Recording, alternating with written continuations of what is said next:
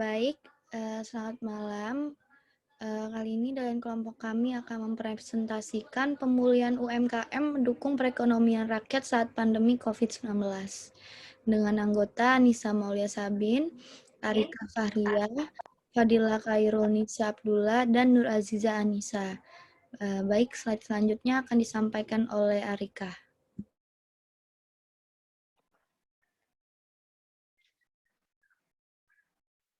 Next slide. Oke.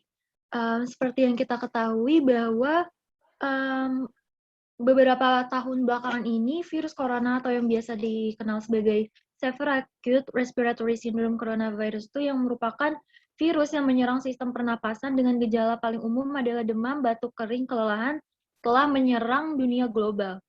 Nah, hal ini juga ditimbulkan oleh SARS-CoV-2 yang disebut sebagai Coronavirus Disease 2019 atau COVID-19.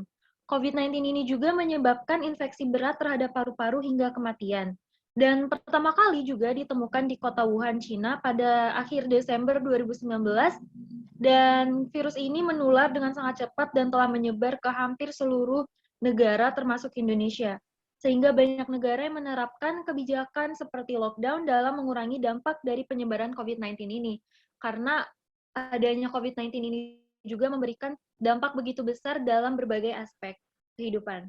Nah, dapat kita lihat pada tabel berikut ini bahwa total kasus COVID-19, yaitu kasus positifnya di dunia telah mencapai 189.702.247 orang, dan sebanyak 4.082.637 orang telah meninggal dunia. Dan sekarang juga Indonesia berhasil menempati posisi ke-15 dengan negara yang memiliki kasus COVID-19 tertinggi. Dengan total kasus sebanyak 2.726.803 kasus. Next slide. Lalu juga seperti yang kita ketahui bahwa dengan adanya COVID-19 memberikan dampak terhadap UMKM di Indonesia. Apa itu UMKM? UMKM memiliki arti sebagai bisnis yang dijalankan oleh suatu individu, rumah tangga, atau badan usaha ukuran kecil. Dan biasanya dibagi berdasarkan batasan omset per tahun, jumlah kekayaan atau aset, serta jumlah karyawan. Di Indonesia sendiri, UMKM itu memiliki peranan sangat penting dalam perekonomian negara. Kenapa?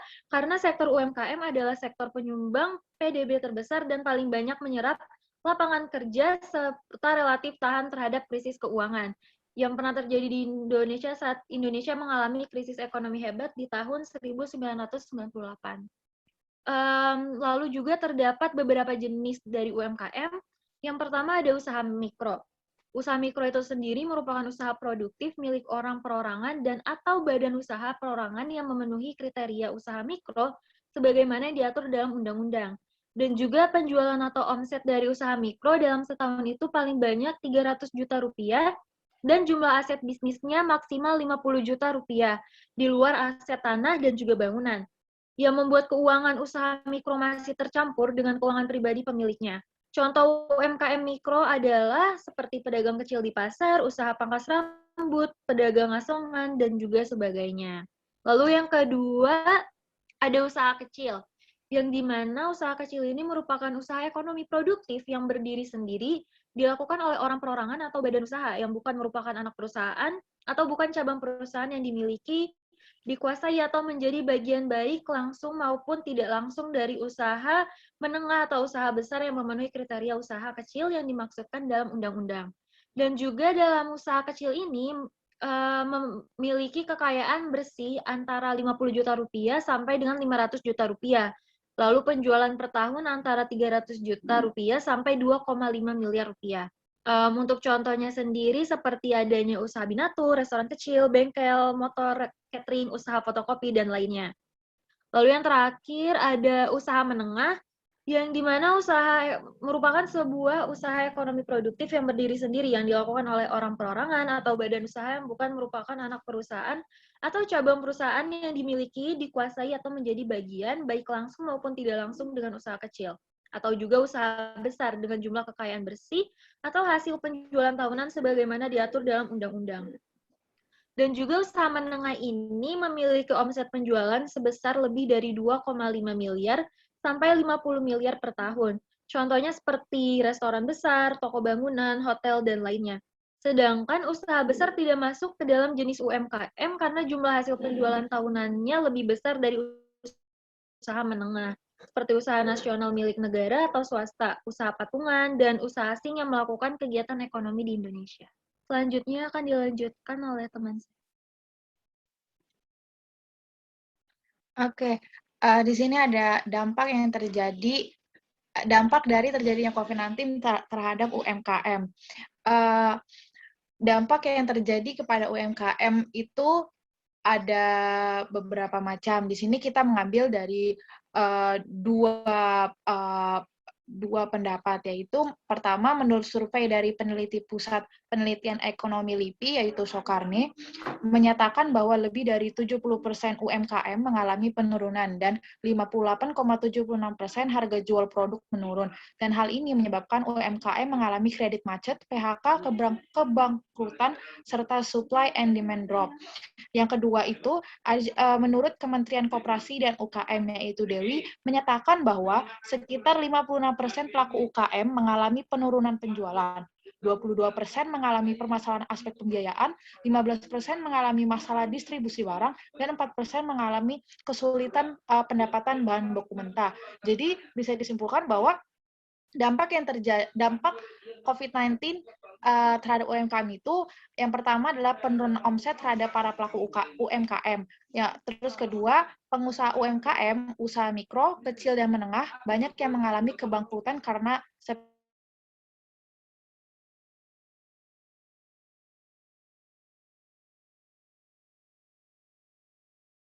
menengah terdampak pada pandemi COVID-19 ini adalah mereka yang bergerak pada bidang kebutuhan sehari-hari, seperti pada sektor makanan dan minuman, yang membuat mereka sangat membutuhkan biaya lebih dari pemerintah.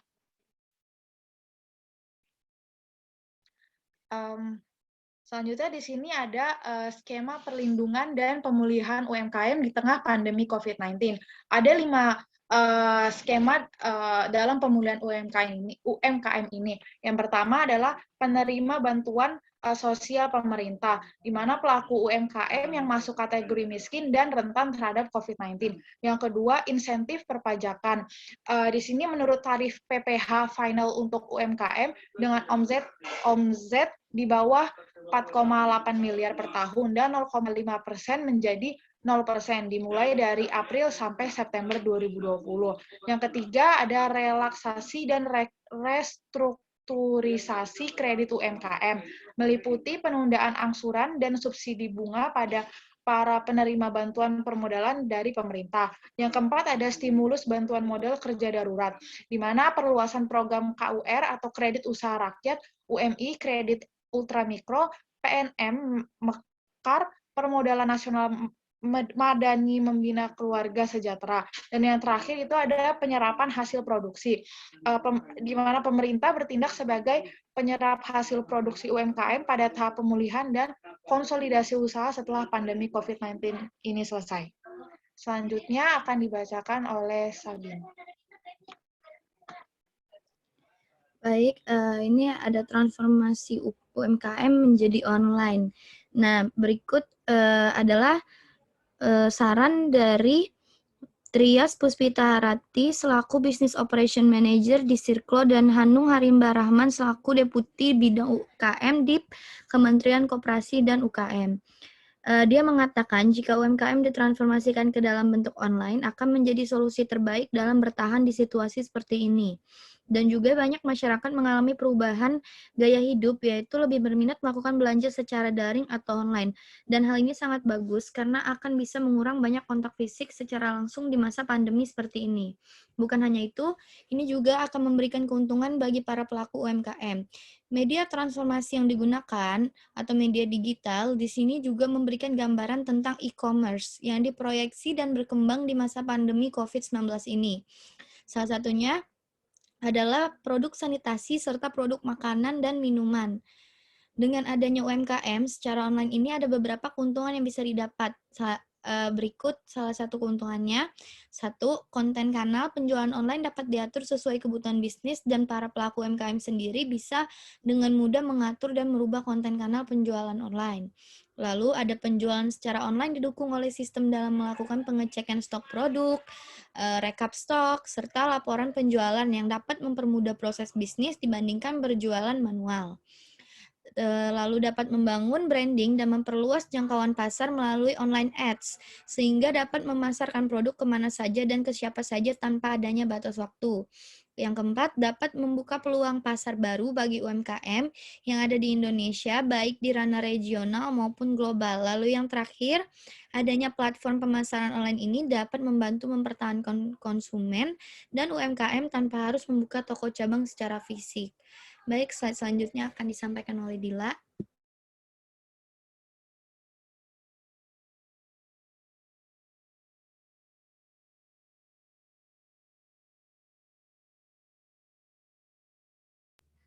Baik, selanjutnya adalah pertumbuhan UMKM online atau digital dalam masa pandemi COVID-19.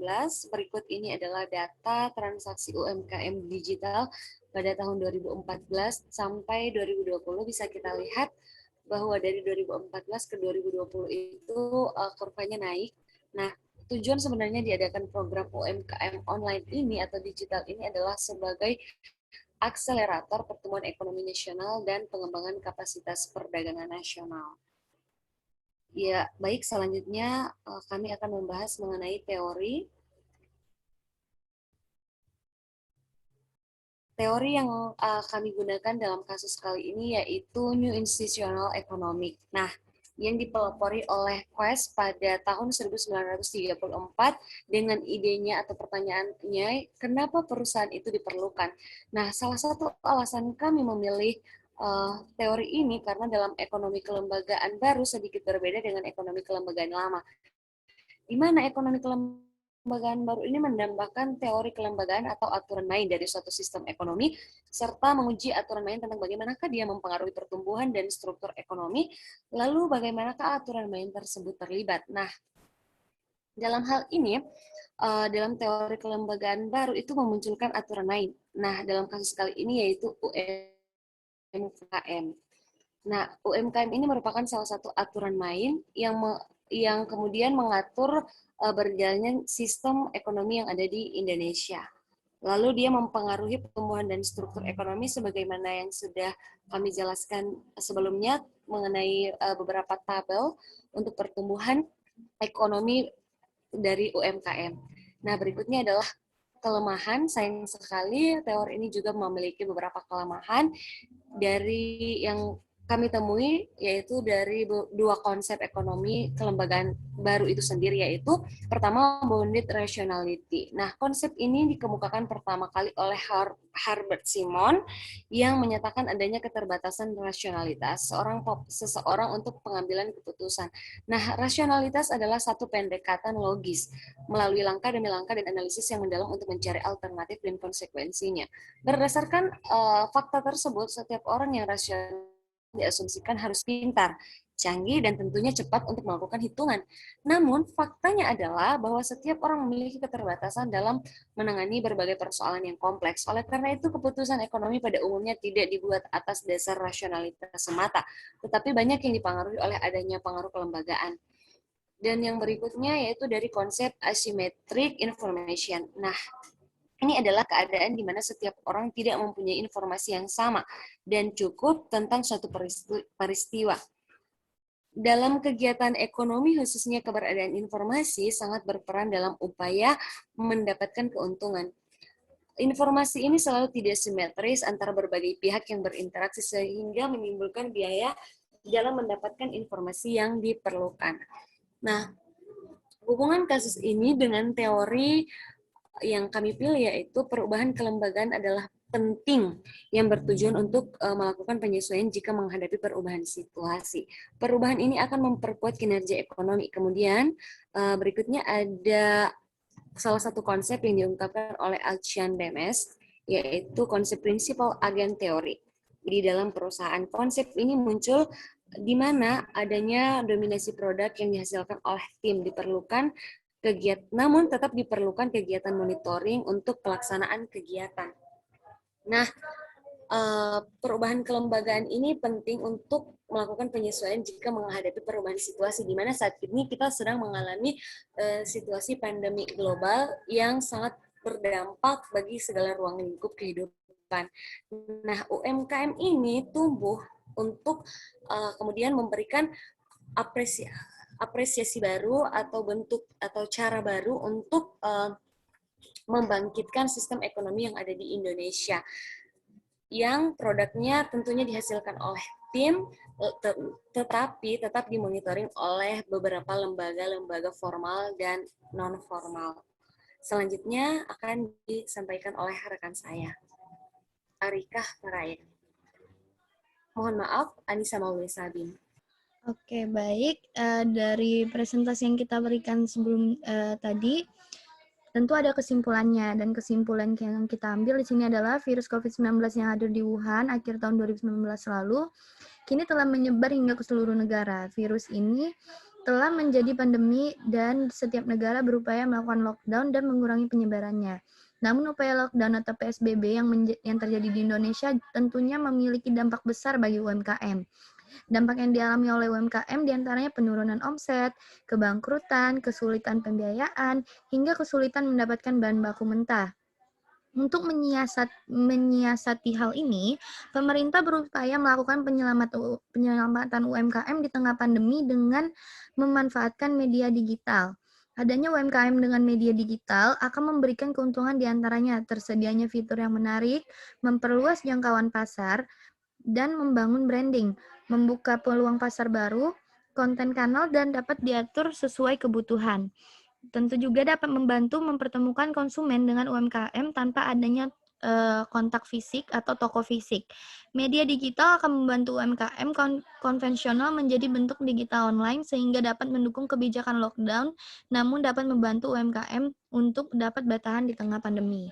Sekian dari kami. Assalamualaikum warahmatullahi wabarakatuh. Terima kasih, Miss. Makasih, Miss.